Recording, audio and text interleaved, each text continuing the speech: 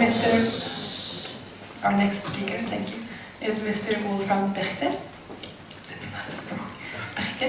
And he's the representative of the European Commission Against Racism and Intolerance. And he will be talking about the best practices in addressing hate crimes from the European country perspective. Thank you. Thank you very much. I'm very happy to be here.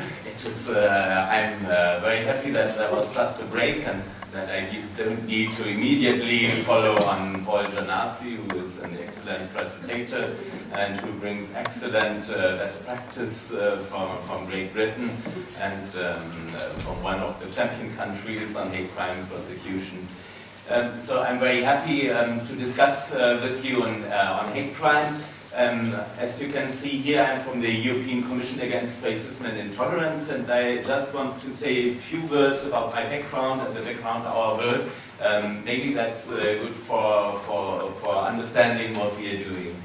We were created now almost 25 years ago after the fall of the wall. There was rising nationalism in Europe, and at the summit of the heads of the governments of the 47 or then a smaller number of member states, it was decided we need at European level to work on racism, xenophobia, anti-Semitism, or the related forms of racism. Islamophobia is a big issue at the moment.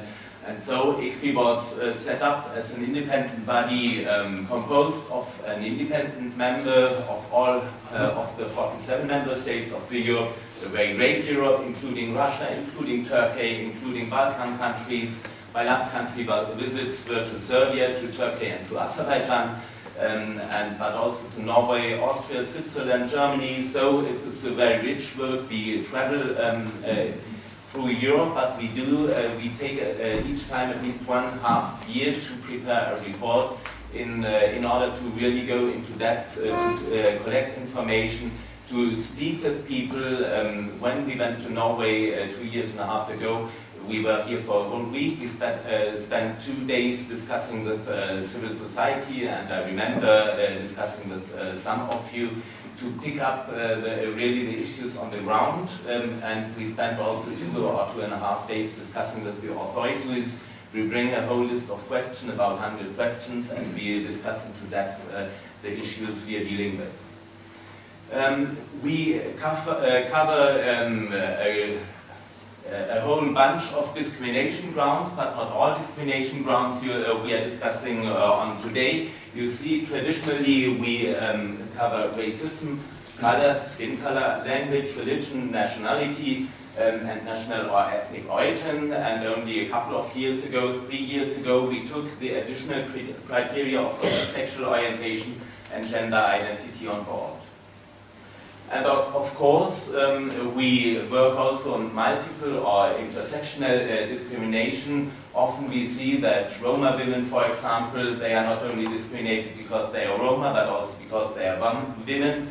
If you imagine a disabled Roma women, there will be tribal discrimination, and things or the situation gets even worse. What are we doing concretely? The core of our work is the country monitoring work, so we visit each of the 47 countries every 5 years approximately, and we look in this time into 5 big issues. The first one is legislation and independent bodies to combat racism and intolerance. If you want to combat racism, you need a solid legal framework. You have some provisions like 135A of the Criminal Code, 185 of the Criminal Code, and also Article 77 of the Criminal Code on aggravating circumstances. These elements are core elements for efficiently fighting racism. Police and prosecution, the judiciary need them to build cases on them, and they have also what we call a general preventive role. It is a clear signal if it is forbidden, if racist insults are forbidden, That's a red line people should not cross, and that's important to show there is an absolute limit, and if you go beyond this limit, you are doing illegal things, you're doing criminal things, and that's an important function of this legislation. Also, the independent bodies have an important role to play, in particular when it comes to combating also hate speech. In my view, in our view, hate speech is also a form of discrimination. Some countries have introduced that in their anti-discrimination law, for example, Serbia, and independent bodies, they investigate cases of hate speech. They have published opinions, they have the power. They, for example, in Serbia, the Commissioner for Equality asked the former Prime Minister to excuse itself for homophobic hate speech. Also in Romania, the independent body, the equality body, made a decision stating that the former president had violated the hate speech provisions when uttering hate speech against Roma. The next two sections we are working on, hate speech and violence, are very much interlinked. And Paul said at OSCE level, OSCE tries to separate both, but I think both are very much interlinked. And if police and prosecution works on hate crime, I think very much that we should address both at the same time. The same units, the specialized police unit, for example, the Oslo specialized unit should not only work on violence but also on hate speech. Both is very much interlinked. Hate speech is one of the stages when it comes to radicalization. I think we have enough empirical evidence that each case of ethnic violence has been preceded by an intense phase of hate speech. You can see this in history. If you look into German history from the arrival of Hitler at power in 1933 until the outbreak of the war and the genocide, you had first an intense phase of hate speech, then you had first violence attacks on Jewish shops, and then the situation escalated more and more and ended up with genocide. If you look to the Balkans, also before the Balkanic Wars, you had a phase of big hate speech, extensive hate speech. You had this in the media, in the state media, and then the war broke out, and that again to genocide. I think 30 years ago, nobody in Yugoslavia would have supposed that it would be possible that in this country or in parts of the country there would be genocide.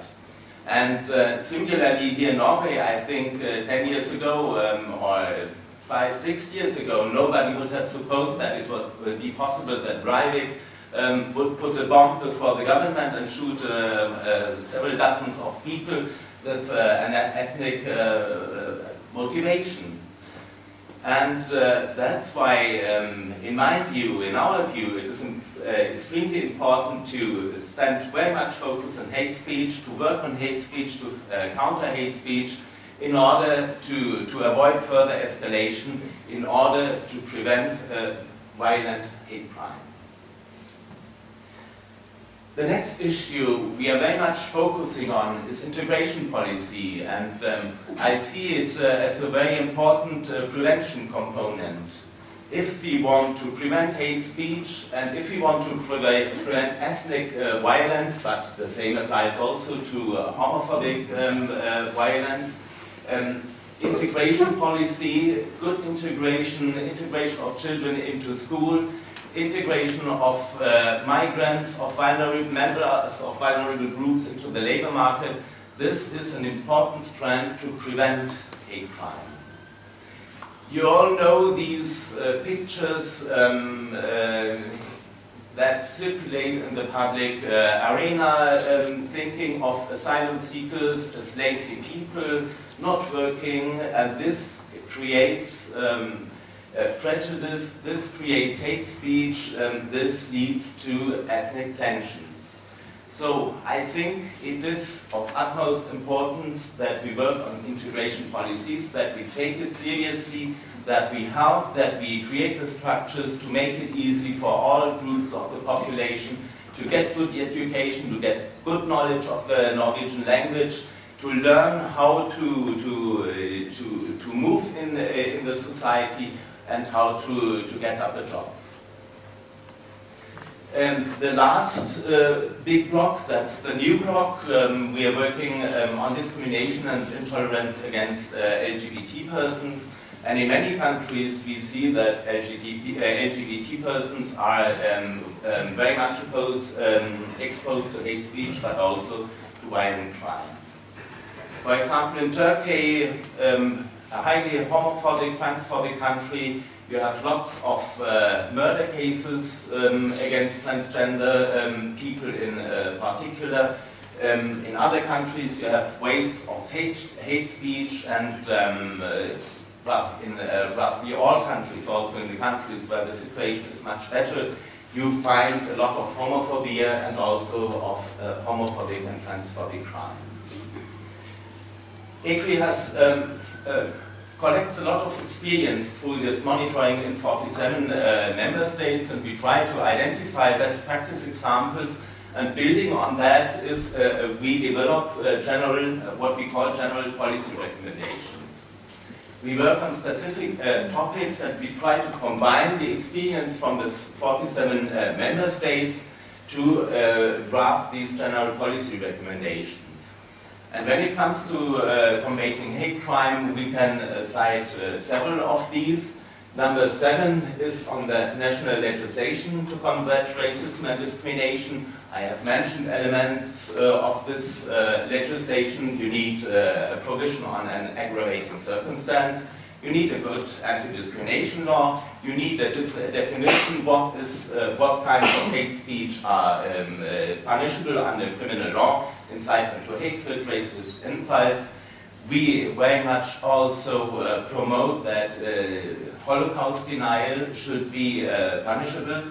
Of course, I understand Norway has happily not had a history involving genocide.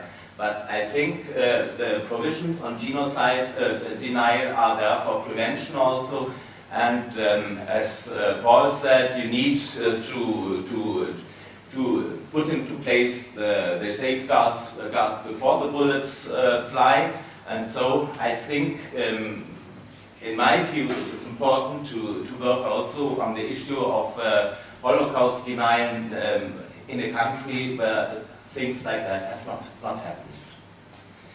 Our TPR number 6 is on combating the dissemination of racist material via the internet, and that's that's really on top of the agenda. That is an accelerating movement throughout Europe, throughout the world, that hate speech is more and more posted on the internet. Also, one can say this kind of hate speech Paul has shown to us. Before, it was maybe uttered into a bar or into a restaurant among a small group of drunken people, and people forgot about, and it did not circulate so much. The danger of the internet is it is so easy to post the same racist remarks which were previously maybe made in these settings, in bars or somewhere, and it is spread over the whole world. It will stay there for long times, and it is so easy just to write a comment, to click on the button, and it's there. And recently we have worked specifically on combating hate speech. Denis has yesterday presented this recommendation, and as I said, hate speech is very much interlinked with racist violence, and we have developed a whole bundle of recommendations how to tackle the hate speech, and it is also a whole staircase of measures. First, you have mentioned that hate speech is always linked to liberty of expression, and so the first we should always keep in mind, and I think you in Norway do that very much, that hate speech combating hate speech has to do with limiting freedom of speech. So the ideal thing is that people decide themselves, I should refrain from hate speech, from offensive speech, from fueling speech, and respect equality and human rights. So that's why prevention, awareness raising, education, human rights education is the first strand, and maybe also the most sustainable strand. As Astat said yesterday in its concluding words, nobody of us was born with the conviction everybody is equal, and I should refrain from hate speech. But we learn that through education, through reflection, and each generation needs to learn about that, needs to reflect, and people need to make the decision, yes, for me, equality is the concept I believe in, and I will do everything to make it a reality.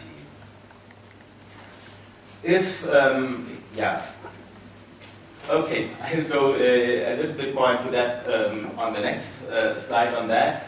What is very important for us is relation with civil society, and that's why I'm very happy that many civil society representatives are here in this room to share their experience. You're much closer to cases of hate speech and hate crime than we are, and we need to have intense discussions with you to see what is really going on. What are the difficulties vulnerable people, victims of hate crimes face in dealing, in approaching public authorities? When we go to countries and we try to find out what are the problems when it comes to fighting hate crime, I think we can identify four big problems or series of problems, and the first one is underreporting. I think Paul gave us good examples yesterday. If you look into surveys, how many LGBT people have suffered violence in their lives, you get much higher figures than if you look into the official statistics of the police or of an equality body. So that's the first issue. Each country and each police unit and each equality body would have to deal with what can we do to address this issue of underreporting. A second problem is we still do not have enough focus on the internet. At least in many countries. In some countries, internet is just ignored what is going on. Internet, the hate speech which is around there. And it is difficult to investigate. Paul said you need to get the IDs, IP addresses, then often the IP addresses are leading to sites or hosts that are abroad. People think that Facebook is untouchable, or Twitter, they are just out of reach. So I think a second thing is to increase focus on the internet. The third point, there's often uneasiness or even reluctance when receiving complaints. Police officers, but also members, victims of hate crime, they are not used to being in contact. And maybe this is also related to an issue of racial profiling. Often members of certain vulnerable groups, if they get into touch with police, it is for frequent identity controls. Or you have the impression, if I'm a black man, or if I'm a Muslim or a Roma woman, I'm seen as a potential suspect or potential criminal. And I will be uneasy if I want to report a hate crime. So if I'm a victim of a hate crime, it will be much easier to go to an NGO or to an independent body, an equality ombud, than directly open the door of the next police commissariat and tell I have been violently attacked and I think there is a racist background. Also, on the side of the police, it is not easy, for example, to deal with LGBT people. If you don't have experience with LGBT people, how will you receive, how will you understand the particular situation of LGBT people? And I think the situation here in Norway is relatively good, but if I think about countries like Turkey or other countries, it is almost unthinkable for police officers to deal with LGBT-related crime. The fourth point is efficient investigation. If I have heard that the victim says, I have the impression I got the victim of a racist attack. If a Roma says, I was beaten because I was a Roma, I was playing music in the street, the police has a hard job to do to identify that there is really a hate crime. Investigation on the motivation is difficult. It's much more easier to say there has been injury, bodily injury, so I will bring this to the prosecutor. So I get quickly rid of the case, I can close it and transmit it.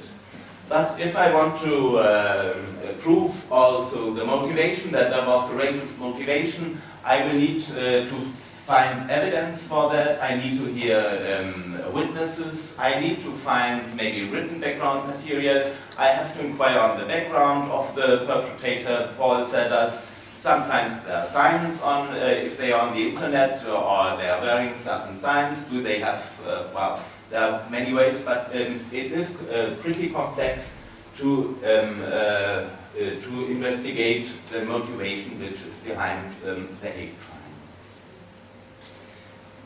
Now to the key elements of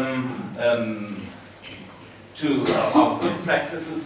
Well, I think I have mentioned many of them: prevention, education, awareness raising, ethical codes for the media and for politicians are important to prevent hate speech and hate crime, also integration politics.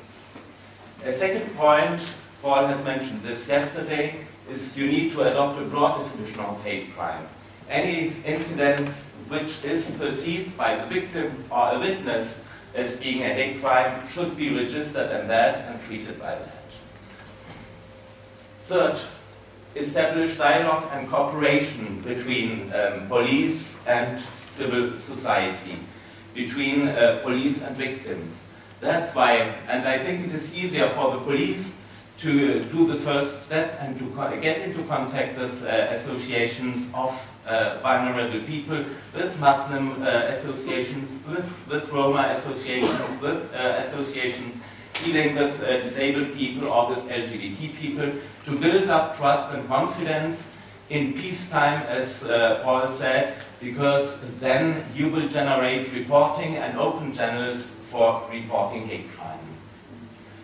Also, establish a system for preventing and removing hate speech on the internet. This can be done also by civil society. We have a European network of NGOs, INAC, working very much on detecting hate crime, hate speech on the internet, reporting to the police services, and contributing to the removal of hate speech from the internet. Next point, you need, if you're working as a police officer or prosecutor on hate crime, a specialization. You need to have considerable numbers of hate speech cases and hate crime cases to gain experience, to be able to thoroughly investigate that. I think Paul is an excellent example for that. If you work through several years on that, you will gain very valuable experience. On the other hand, if you are confronted as a police officer or a prosecutor only once in 2 years with a hate crime case or a hate speech case, you don't have any knowledge, and it is no use of training everybody in the judiciary and the police. The better way is, I think, to create the specialized units. You have done that in Oslo, and I'm very happy to hear that you're planning to bring that also to the other 11 police districts here in Norway. And then the issue of statistics and monitoring is also very important. Paul has given a lot of good examples how to use statistics and to see how well am I doing, what can I do to improve my work, to get more reporting, to get more cases to the courts, and to get more convictions with, under the hate crime provisions. Intense training and exchange of experience is also important, and if you have specialized police officers and prosecutors, you can focus the training on these, and you don't need to train thousands of police officers and thousands of prosecutors and judges. Some examples, concrete examples you asked for, it's a little bit, they are mostly from the countries I've been working on. It's 12 countries out of the 47, but I asked also some colleagues. And I will not talk about the UK because you got a lot of positive examples from the UK. One positive example, which is practiced in Sweden and the Netherlands, they have an IT tool and they run it through the whole police data system on keywords. For example, Holocaust or Hitler or things like that, in order to detect cases which might have been registered and which might have an ethnic or a racist background, and to detect these cases. If they find these keywords, they look more closely, or specialized unit looks more closely into the files in order to see, have we overlooked a hate motivation, and they will reinvestigate these cases. Second one, I've already mentioned it, NGOs being watchdogs on the internet, recording or reporting hate crime, contacting the hosts of hate speech of the internet, telling them, please remove that or we'll report that to the police, to the prosecution, or to the equality ombudsman. You have successful examples, for example, in the Netherlands or in Germany. I already mentioned it. For a long time we had the impression that Facebook is untouchable. Yesterday I already mentioned, I think it's not the case. We have, the state has sufficient means also to regulate the sector of internet, and it is okay to start with the soft measures. I will repeat it for those who were not there. In Germany, first the Minister of Justice asked Facebook to remove hate speech from the internet, then it was the Chancellor, and this had some impact. They started, Facebook has now a code of ethics. Nobody knows about that, but you should know about, and you can research, and there is a provision on the Facebook code of ethics forbidding hate speech. So that's the first point, you can complain, and I think there is now pressure on Facebook to take these complaints seriously and to remove such racist hate crime, hate speech. But that's still not enough, and now only 4 or 5 days ago, the Munich Prosecution Service has opened an investigation against Mark Zuckerberg and other managers of responsible managers for aiding, of Facebook for aiding and abetting racist offenses. And I think this will put additional pressure on Facebook to do something. I'm over the time and I'm closing. I just want to say there is also a bill in Germany which, in preparation, where Germany is reflecting on legislation stating that if an internet provider does not remove hate speech quickly, the provider will have to pay a fine, €1,000 per hate speech item. This would be also another possibility to have more pressure to remove that. Specialized police units we have been talking about. I think Norway is in a good way, and I hope very much that you spread that to the whole country. Equality bodies fighting public hate speech. I have given some examples. The Ombudsman of the city of Zurich, that's an example for confidence building. There was an issue of racial profiling in Zurich, and the Ombudsman invited police and vulnerable or victims of racial profiling to a round table, and this was discussed, and practice was developed also in the Netherlands, how to stop practice of racial profiling. And this can be used, these dialogue forums, to build up confidence, and then you get also reporting from vulnerable groups of hate crime and hate speech. cooperation between police and civil society. In France, you have this very successfully. In many countries, you have very successful cooperation between Jewish associations and the police. Also, LGBT associations are very successful in this area, and you can get inspiration from that to increase your outreach and the cooperation on a regular basis between the police, prosecution, and civil society. Integration policies I have already mentioned, so I will close my presentation with that, and I'm sorry for maybe having taken some additional extra. One last point, my colleague Denis Roth-Fichet is working in the framework of several roundtables among European institutions. OSCE, FRA, EU is working on that, and maybe he can get involved. Yeah, there is an equal. Well, yes. Excuse me, just probably something to add about internet and hate speech on internet very shortly. Just to mention that the four main companies, that is to say Facebook, Microsoft, Twitter, and YouTube, have signed recently in last September, a code of conduct on hate speech with the EU conditions. I think it's very important. In this code of conduct, they notably pledge to have in place clear and effective process to review notification regarding illegal hate speech and their service response.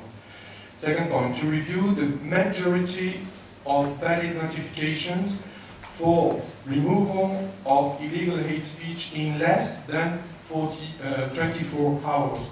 That's very important. To educate and raise awareness with their user about the type of content not permitted under the national rules and the EU guidelines. And the last one is to encourage provisions of notice and flagging of content that promotes incitement to violence and hateful. I think it's a first step. Of course, it's not, they are in their NDA, they are for the freedom of expression, and I think it's normal. But they are accepting to cooperate with us. They are members of the high-level group fighting against racism, which is conducted by the Commission, the EU Commission. Well, that's first step. And when we say that Facebook don't want to accept anything, I would say now they accept to cooperate. I think it's a good information.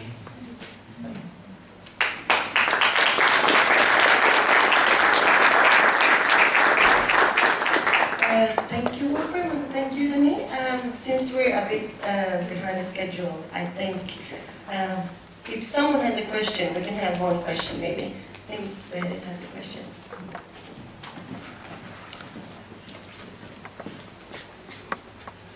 Thank you, Berit Vega from Stop Discrimination. There is one question I have to ask when ECRI is present, which I always ask when I meet ECRI. All kinds of hate crime is equally important. I take for granted that all of us agree upon that. But how come that ECRI, taking on board new strands, has left out disableist hate crime, the world's largest minority group, also, as ECRI knows, the group which is less protected in the European countries and even less paid attention to by also EU and all other efforts and in both nationally and internationally. So I would like to get a plain answer to that, and I hope to see you at the annual hate crime roundtable last of this month. Well, I explained how we were put in place, and our focus was clearly on racism and intolerance. The Council of Europe has the concept to focus on each of the discrimination grounds. And we have another division at the Council of Europe working on disability. maybe one can say this division has not been as successfully as ECRI, because we don't have a convention on disability at European level, but the big convention in the field of disabilities at the UN level. The decision was made to set up ECRI in the beginning for monitoring on the grounds of racism and the sub-grounds I have mentioned on the first slide, and it is not under our control, or it is, if you remember, it was decided on the level of the heads of states that ECRI, as the name says, focuses on racism and intolerance. There was a historic opportunity to take on board other related grounds, sexual orientation and gender identity. And we had very intense discussions to take that on board. And this takes place at the level of the Committee of Ministers. And that's a diplomatic issue, and there were many countries. If you like, look at the ILGA rainbow map, you can see Eastern Europe is very red, and it is very difficult to convince countries from Eastern Europe to set up a monitoring on sexual orientation and gender identity. So it is not in our hands to take up disability, but I think the mechanisms we have developed, they or most of them, these key elements, they are valid also for disabled or hate crime against disabled people. So please feel free to use all of that in our general policy recommendation. I think it should be applied to all kinds of discrimination. The EU has another approach. In their directives, they are covering 7 grounds or even more grounds, the whole range of grounds in equality bodies, and we are aware. On the one hand, we cannot work in certain important fields. On the other hand, we can specialize on 2 areas, and this can be also an advantage. I'm sorry, we cannot deal. Yeah, that's all I can say you on hate crime against disabled people, which is, of course, all has it shown, a very important issue. Thank you for that, Wolfram. And I think we have to go over to our next speaker. And now I'm going to speak in Norwegian.